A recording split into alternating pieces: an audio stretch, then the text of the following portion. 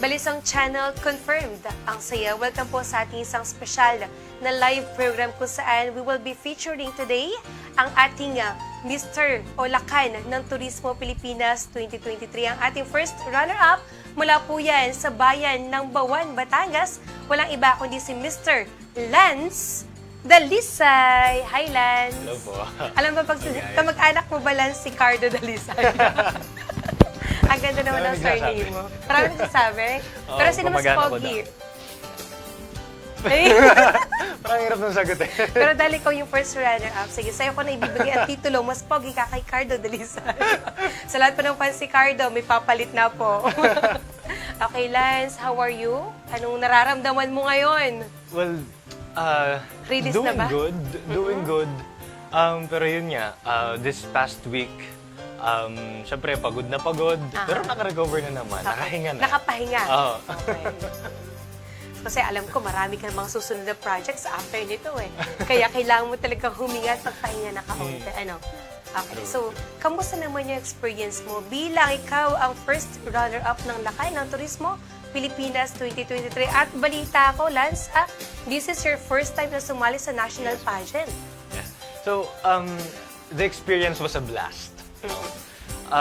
Kasi given nga that this was my first national pageant, there are a lot of adjustments. Napakaraming mga binago sa lifestyle ko. Napakaraming mga preparations. So it was a shock, in short. Napakalaking shock nga para sa akin. Pero yun, kinaya naman natin and here we are. Okay. I'm so curious kasi this is your first time. So how do you prepare? Paano ka ba nag-prepare, naghanda nun? Yeah. So, there are a lot of, again, there are a lot of preparations. Unang-una, yung pasarela walk ko, napakaraming inayos po sa like how I walk, how I present myself on stage. And of course, kasama din dyan yung para sa Q&A portion, the way I speak, kung paano po ako sasagot, lahat yan. Mentor po ako dyan. And there are also, let's say, hindi lang isang mentor. Siyempre, there are a lot of mentors na kinailangan kasi nga ang dami ng preparations na needed. Okay. So, if may ask, sino ba si Lance? So, ano ba yung ginagawa mo sa buhay? Ilang taon na ba si Lance? So, I'm 19 years old. And actually, I'm... Going 20? Kaka-birthday ko lang. Actually, I'm 20. Ikaw, mali na ako. Talaga? Yeah. So, nito lang October 17, parang hindi pa nagsisingkin sa akin eh. Katulad Uy, ng happy sabi ko. birthday! Hindi pa nagsisingkin sa akin, di ba? I said 19. Ang galing. Okay. Kasi parang gusto ko pang i-cherish yung days na parang may teen na Ang bilis, kasama. no? But still, you're so young. You're so young. Ayun, and yeah, on the side, so bukod po sa pag-aaral, I'm currently a financial advisor at True Life UK. Same. Yeah. Hi, Ang galing, Pro small Life. world po, small world. Yes, pro-life tayo. Malakas ang pro. Malakas ang pro. Number 1. And ayun, ang isa pa po is I'm a marketing staff at an e-commerce company right now. Ang galing nga kasi isang advantages yan na magaling ka sa marketing. So, you know how to present yourself to others, you know how to talk with them, you know how to connect with your people. So, good para sa'yo. Okay, kaya naman tonight or today, meron tayong mga ilang katanungan para kay Lance. At Lance, ready ka na ba? Yes ba? Ready. Okay. So, to get to know more about Lance, mag-watch lang po kayo ng ating live until matapos pong ating special program. And of course, if you have some questions to Lance, pwede po kayong mag-drop ng comments sa ating comment section below. Okay, the first question is, Lance, ano nag-udyok sa'yo na sumali sa Lakay ng Turismo Pilipinas 2023 at paano mo nakikita ang iyong papel sa pagsusulong ng turismo sa ating probinsya ng Batangas? Yeah, so the story begins nung bata pa lang ako. Like, ang liit-liit ko pa nun. And I have this deep connection with the environment.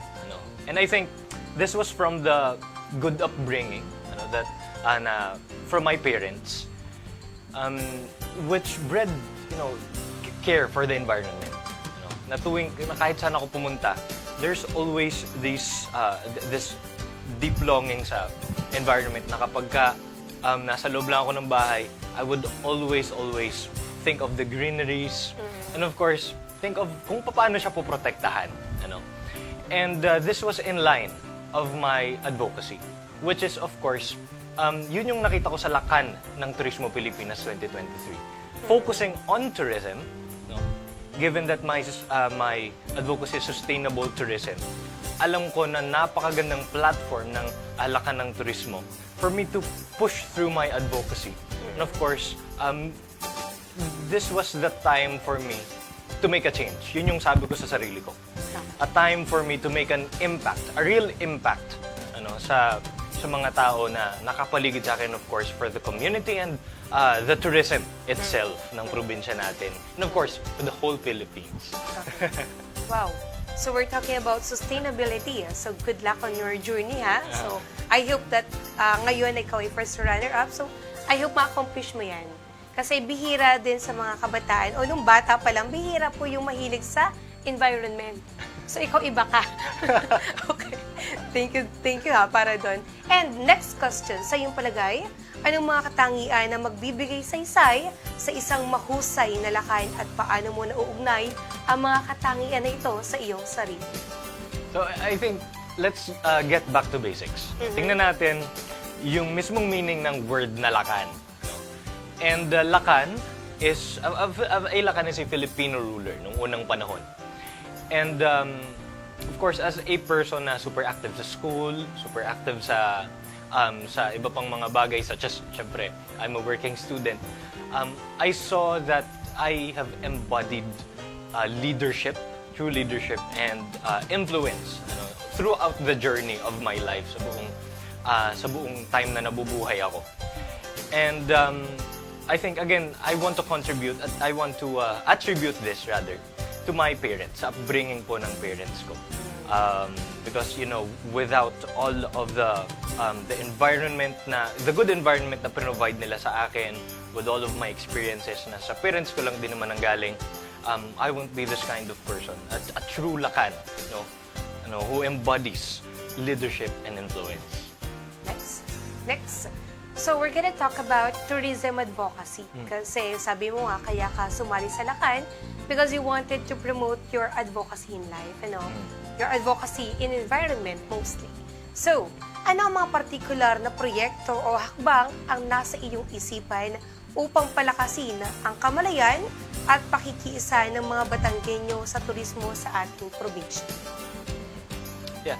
So, now we live in a modern society. True. And we're glued to our devices. We're glued to our phones. Okay? And so, it's super obvious na ang magiging solusyon na dyan is social media. To raise awareness. Yung social media has a lot of reach, it has a lot of power. And of course, yung pagpapromote natin ng social media, it's more than promoting the tourism landscapes, the arts, the culture. It's more about promoting it's digging deeper about tourism. Yung mga negative effects ng tourism, because of course, there are really negative effects of tourism. That's why we need to promote sustainability so that we can minimize the negative effects of tourism on our environment and maximize the benefits na nakukuha natin from the tourism sector. Because believe it or not, syempre, napakalaki talaga ng naitulong ng turismo sa atin, sa ekonomiya natin, because there's a lot of revenue, the proceeds na nagagamit natin for the development ng probinsya natin. And of course, at scale sa buong Pilipinas. I truly agree kasi kung malakas ang tourism natin, lalapitan tayo ng mga investors, potential investors, which can help to boost our economy. Okay. Next question. Bilang lakay ng Turismo Pilipinas first runner-up, paano mo planong hikayatin ang mga turista, ang ating mga investors, at ang komunidad na maging maayos at responsable sa kapaligiran at bigang halaga ang turismo? Like what you said kanina, di ba? Ang gusto mo talaga is maprotektahan ang environment.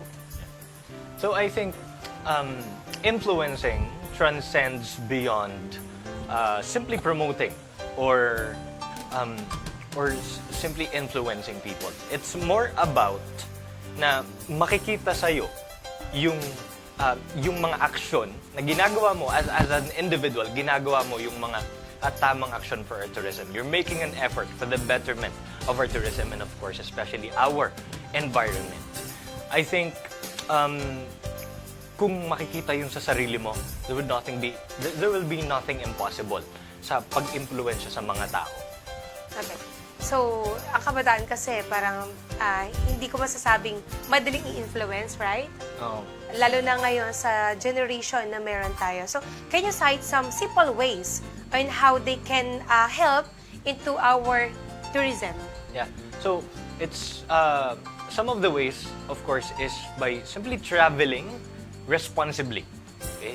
Na kahit kung saan ka mang tourist spot pumunta, make sure that your actions are that your actions are right. Kumbaga, laging on top of mind yung pagkakaroon ng pagbibigay ng value sa tourism natin at hindi sa paraan na makakasira, no? And also, we can also start with simply segregating waste properly sa mga tourist spots na pinupuntahan natin, yung pagtatapon ng basura sa tamang basurahan sa tamang bin. It goes a long way, especially if collective yung action. If lahat tayo gagawa, I think we can make a solution. Okay. So now, let's talk about your personal experiences. So Lance, paano mo plano gamitin ang iyong personal na experience o karanasan o mga kwento upang makipag-ugnayan sa mga tao at itaguyod ang turismo? Lalo na kasi you're in the marketing. So, actually, gusto ko magsimula doon muna sa naging environment ko. Again, nung bata ako. Okay. Because, I live in a barangay where people are united. So, I come from Barangay Santo Domingo, Bawan, Batangas. And the people there, ang main source of income nila is fishing. Okay? So, of course, na-develop talaga doon yung caring nila for the environment. Na ang limit talaga namin mag-coastal cleaning doon sa community namin.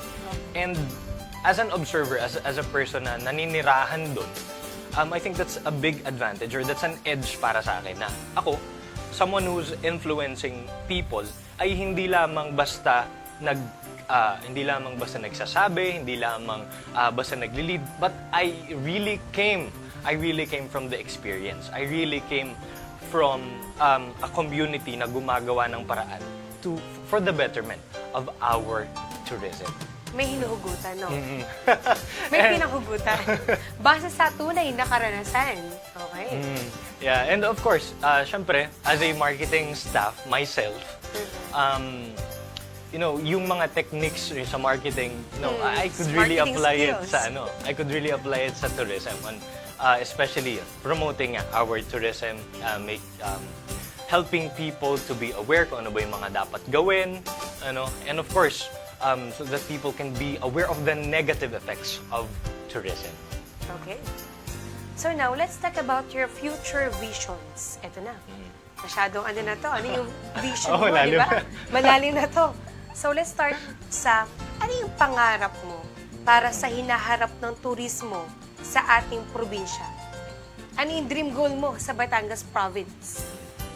Yeah, so, paulit-ulit kong nabanggit yung mga negative effects ng tourism. But, I have nothing against tourism. Siyempre, ang titingnan nga lang natin dyan is how can we maximize the benefits? And, I see a province wherein yung environment natin, yung tourism sector natin, and our economy work harmoniously for the betterment of our future. Kumbaga, hindi lang yung turismo, hindi lamang yung isang aspeto ng kalahatan ang gumagalaw. But all of us ay gumagalaw. So that alam naman natin that with the collaborative effort of everyone, malaki talaga yung magiging change. Okay. So, paano mo nakikita yung sarili mo bilang ikaw yung first runner-up ng ating lakay ng turismo So, paano mo nakikita ang sarili mo na hikayatin ang kapwa mo kabataan sa dream goal na ito?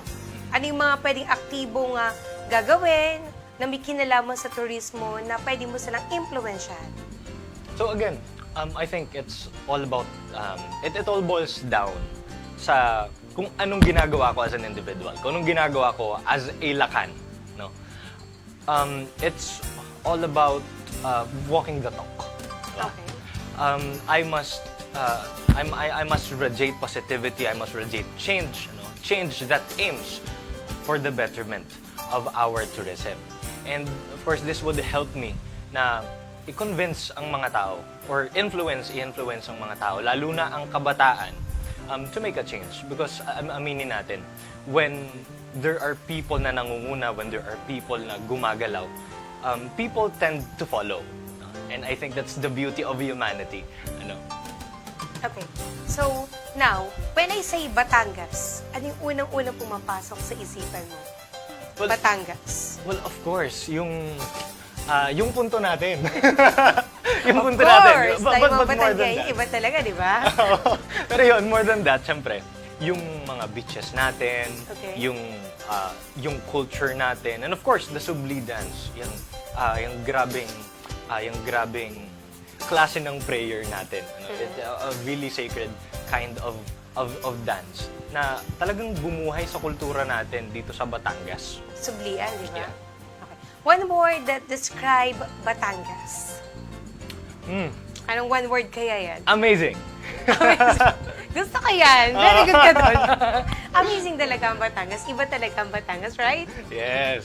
So now, what is your message, inspirational message, powerful message sa mga kapwa mo kabataan? I think I would make this really simple, okay? Don't be afraid to try out things, okay? Because when you try out things, you open a lot of doors. You open a lot of opportunities, okay? And kasi sa kabataan natin yun, especially my generation, we're afraid to start things. And I think the time that we start is halfway the progress to success. So let's just start. Let's go nang hindi tayo ready. Gawin na lang natin yan. Let's be enthusiastic on making a change, and I think hindi na natin iisipin kung kaya ba natin or hindi. We'll just do it, and on the process, we'll evolve into the person na gusto nating maging. Okay. So kung may advice ka sa ating mga kapwa kabataan, ano naman yung advice mo sa self? Ayun, I think mag-stick pa din ako doon sa mga sinabi ko. It's just to keep doing all the things na ginagawa ko ngayon. And yun, siguro higit sa lahat is not to stop learning. Because I think yung tao na tuloy-tuloy na natututo, no, kahit man sa bata pa yan, lagi kang may matututunan sa iba't ibang mga tao. Kahit ano pang age yan, every walk of life, may matututunan ka dyan. And kapag yun yung ginawa mo, gagalingin ka talaga sa buhay. Okay. So, every one of us, we have the golden rule in life. So, can I ask, Lance? Lance Dalisay. So, when we say Lance Dalisay, what is your golden rule? Or anong paniniwala mo sa buhay? I have this very cliche na paniniwala. Okay. Lagi niyo siyang napapakinig. Okay. Pero, Ano yan? Time is gold. Why? Time is Can you elaborate? Para sa mga kabataan actually, kasi ako rin, I do agree with you. Time is gold kasi yan din lagi kong sinasabi. I don't want to waste time, right? So, can you elaborate? Yeah. Why time is gold for you? So, I think, syempre, there are a lot of things na importante sa buhay. Syempre, kasama dyan yung health, of course, wealth, and of course, a lot of other things pa. But I think, time is on top. Kasi the moment na masayang yung oras mo, the moment you spend your time, wala na yan. So, let us use our time wisely. Let us use it for productive things. At nandito na rin naman tayo, we're promoting tourism, we're promoting for the, we want a movement for the betterment of our community. Doon natin mas ibigay ang oras natin. Instead of the other things na minsan hindi naman talaga nagkakaroon ng benefit. So let us rethink our actions so that we can have a brighter future. Wow, thank you, Lance. Para akong para nasa pageant tayo lang. Grabe naman yung mga sagot. Okay. Sige, we need to get to know more about Lance, no? So, Lance, saka ba namin pwedeng mabisita o kaya saka namin pwedeng makitang social media accounts? Para sa lahat ng mga iniidolo ka, lalo na sa mga sinabi mo ngayon, napakaganda ng mga words of wisdom. Yeah, so of course, guys, follow me on Facebook, Lance Dalisay. So I also have an Instagram account, and din po Lance Dalisay _ and a TikTok account. With all of the platforms I have, Lance Dalisay. So I'm sure kung proud na proud yung family mo, mas proud din siguro ang mga taga-Bawat, Batangas. Kaya naman, what is your message sa iyong mga kapwa mamamayan na naninirahan sa Bawan? Lalo na sa iyong barangay na Santo Domingo. Santo Domingo. So, unang-una, gusto ko syempreng i-take advantage yung time na to para magpasalamat sa kanila.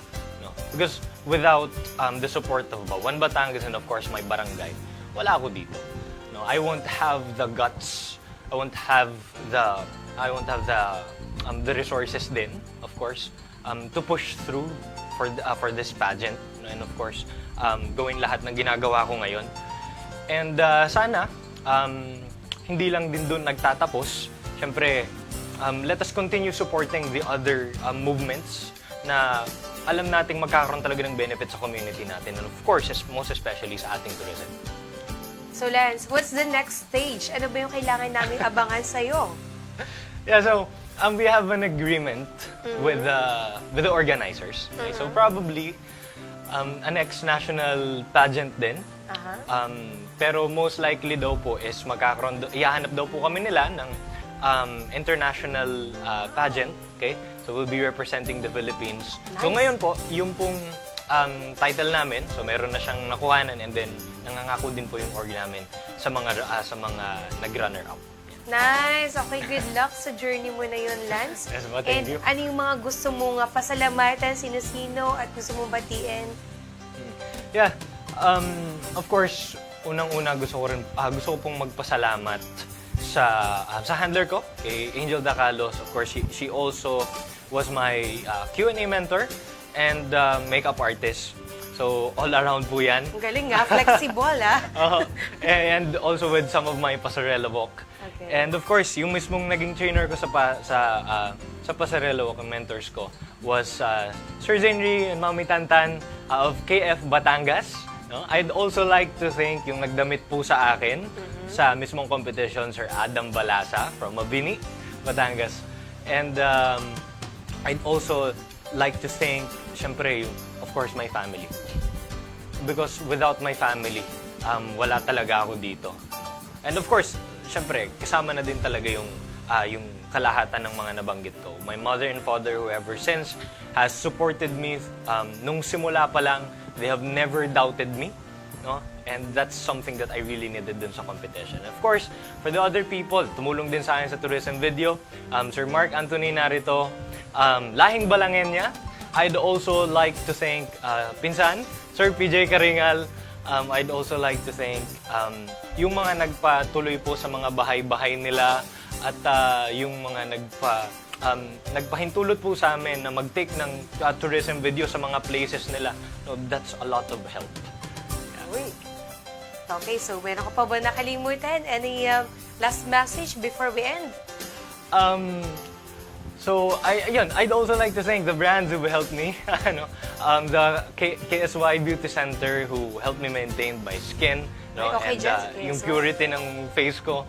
And I'd also like to thank I'd also like to thank yung pong nag-maintain ng hair ko, our RB Salon. Yeah. And of course, I think hindi ko na talaga mababanggit lahat-lahat. May isa-isa. Dapat pala milistahan ka lang. May listahan ako eh. But guys, please note, please remember na sobrang nagpapasalamat po ako sa inyo. At ang masasabi ko lang is wala ako dito kung hindi po dahil ninyo. Yay! Okay, dahil dyan, Lance, maraming salamat. So, nasa iyo na talaga ang titulo bilang Dalisay. Dalisay. Thank you so much, Lance. And of course, we are from Balisong Channel. Maraming salamat sa iyong time and effort. At pinulakan mo ang aming imbitasyon, di ba? And of course, sa lahat ng mga viewers natin who's watching right now, please support Lance kung ano man yung journey na next mo tatahakin in life. And of course, good luck din sa journey mo sa tourism natin. So I hope talaga ma-develop pa at mas makilala ang turismo. Napaka-amazing kasi ng tourism ng amazing province of Batangas. If do you agree with me, so please support Lance. Thank you so much, Lance. And sa ating mga dearest viewers, thank you so much po. Have a great night and God bless everyone. Thank you Bye-bye. po.